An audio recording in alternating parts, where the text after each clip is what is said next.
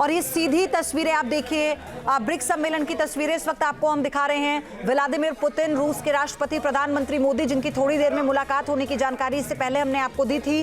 तो ये सीधी तस्वीरें इस वक्त आपके सामने हैं और ये समिट कई मायनों में बहुत खास है, क्योंकि रुपए को लेकर भी आगे की रणनीति, इसमें तमाम जितने भी अध्यक्ष पहुंचे हैं यहाँ पर अपने अपने देश के, उन्हें रिप्रेजेंट करने के लिए, वो यहाँ पर चर्चा कर सकते हैं। तो रूस के कजान में राष्ट्रपति पुतिन और पीएम मोदी की मुलाकात की सीधी तस्वीर इस वक्त सामने, आमने सामने फेस टू फेस बातचीत इस वक्त यहाँ पर दोनों ही लीडर्स की होने जा रही है। इस मीटिंग को लेकर इस वक्त पूरे विश्व का मीडिया इस पर निगाहें टिकाए हुए है, क्योंकि क्या यहाँ पर रणनीति निकलती है। पुतिन और जो प्रधानमंत्री मोदी के रिश्ते हैं वो सबके सामने पूरी दुनिया जानती है कि व्यक्तिगत तौर पे भी दोनों एक दूसरे के बहुत अच्छे मित्र रहे हैं, और कैसे रूस कई मोर्चों पर, कई फोरम पर भारत को सपोर्ट करता रहा है कई मुद्दों को लेकर। रूस यूक्रेन युद्ध में सिर्फ एक प्रधानमंत्री मोदी ही थे, यानी भारत के प्रधानमंत्री नरेंद्र मोदी, जिन्होंने सीधे तौर पर व्लादिमीर पुतिन से ये बात कही थी कि युद्ध किसी भी बात का समाधान नहीं है।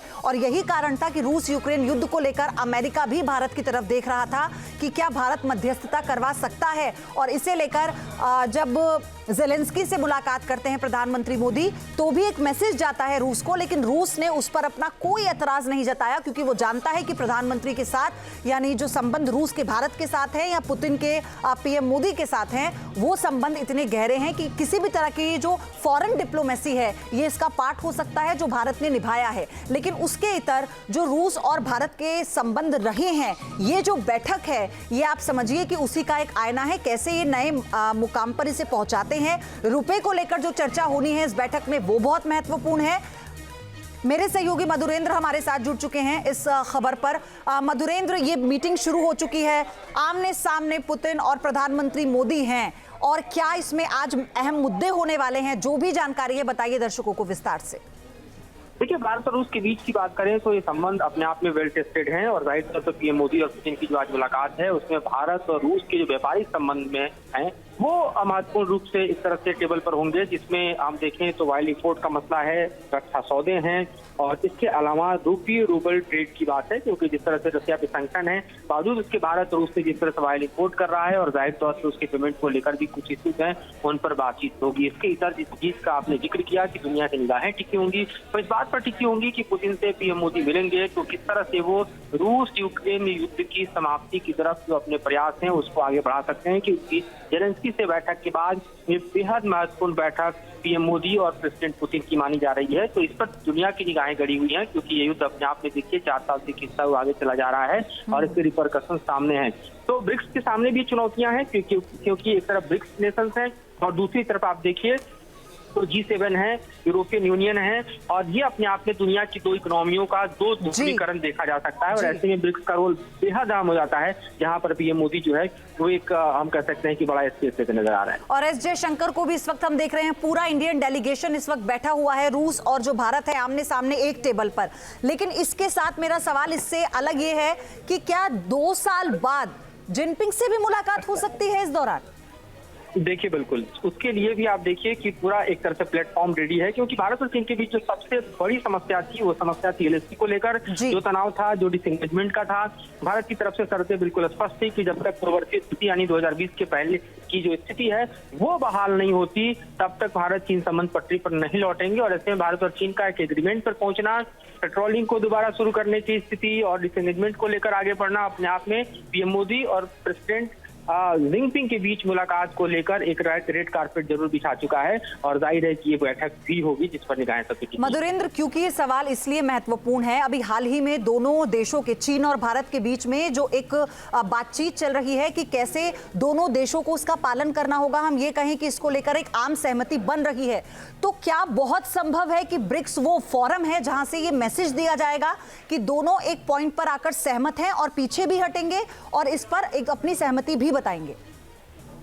देखिए, ब्रिक्स के सामने सबसे बड़ा चैलेंज है कि किस तरह से वो अमेरिका और खासतौर पे यूरोपियन कंट्रीज के इधर अपना एक बड़ा लार्जर इकोनॉमिक स्पेस क्रिएट करे। लेकिन ब्रिक्स नेशन के बीच जो भारत और चीन का कंफ्लिक्ट है वो एक तरह से देखा जाए तो बड़ा कंफ्लिक्ट था, जो इसे कंसोलिडेट होने नहीं दे रहा था, चाहे ट्रेड का सेक्टर हो या आपसी संबंधों का सेक्टर हो। तो जाहिर है कि भारत और चीन के बीच के रिश्ते अगर पटरी पर लौटते हैं तो ब्रिक्स मजबूत होगा, ब्रिक्स के तमाम देश मजबूत होंगे, ट्रेड मजबूत होगा। और जाहिर तौर पर आप अमेरिका और यूरोपियन कंट्रीज के इधर देखिए तो रूस को, चीन और भारत को साधते हुए अपने आप को। और मधुरेंद्र, आपके पास आऊंगी। प्रधानमंत्री मोदी बोल रहे हैं कजान में भारत के नए कॉन्सुलेट के खुलने से ये संबंध और मजबूत होंगे।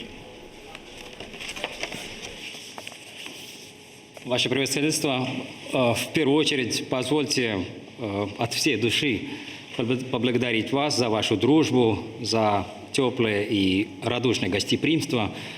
Отрадно, что мне посчастливилось, что я приехал в Казань, в такой прекрасный город, для того, чтобы участвовать в саммите БРИКС.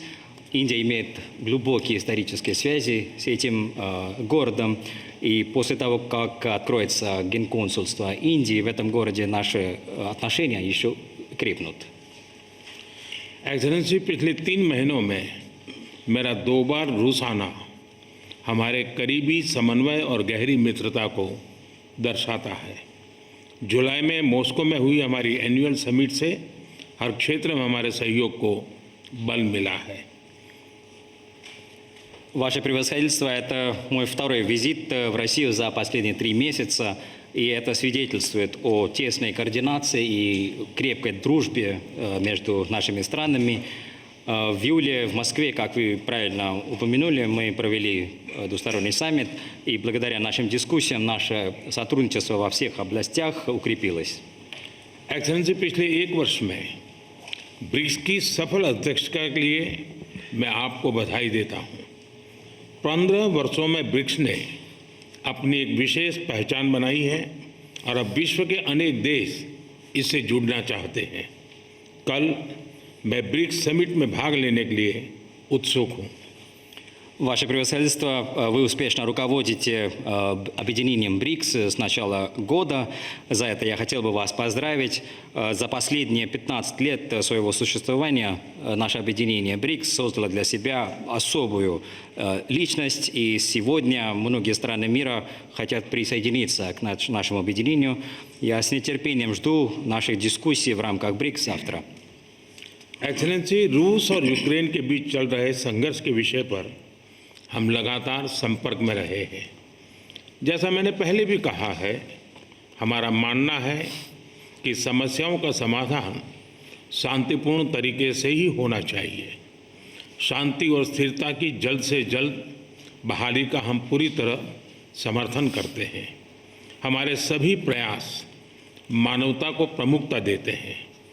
आने वाले समय में भी भारत हर संभव सहयोग देने के लिए तैयार है।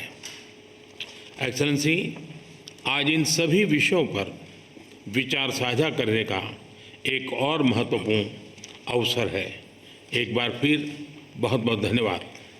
Ваше превосходительство, по поводу продолжающегося конфликта между Россией и Украиной мы регулярно находимся в контакте. Как я сказал и раньше, мы считаем, что проблемы должны решаться мирными способами, и мы полностью поддерживаем скорейшее установление мира и стабильности. Во всех наших усилиях мы даем приоритетное значение человечеству, и мы готовы оказать любое возможное содействие и в будущем. Ваше превосходительство, сегодня у нас будет возможность поговорить по всем этим вопросам. Еще раз хотел бы вас поблагодарить. Спасибо. तो आप सुन रहे थे प्रधानमंत्री मोदी को, जो अपने संबोधन में सबसे पहले उन्होंने ये बताया कि कैसे रूस और भारत के संबंध जो हैं वो कितने पुराने हैं, और उसी को लेकर आगे की दिशा भारत रूस के साथ देख रहा है। और दरअसल सबसे जो महत्वपूर्ण पहलू है वो तमाम देशों की सांस्कृतिक संरक्षण का, उनकी सुरक्षा को लेकर जो खैर बातचीत हो रही है इस टेबल पर, जो भी पूरा डेलीगेशन है एस जयशंकर के साथ, विदेश मंत्री एस जयशंकर के साथ, उसी को लेकर प्रधानमंत्री ने अभी कहा कि रूस और भारत के जो रिश्ते हैं वो सिर्फ मजबूत हैं और आगे और भी मजबूत होंगे। 4 महीने में दूसरा रूस दौरा है प्रधानमंत्री का ये। आगे बढ़ेंगे, इस पर हमारी नजर रहेगी। न्यूज नेशन अब व्हाट्सएप पर। खबरों के ताजा अपडेट के लिए न्यूज नेशन के इस क्यूआर कोड को स्कैन करें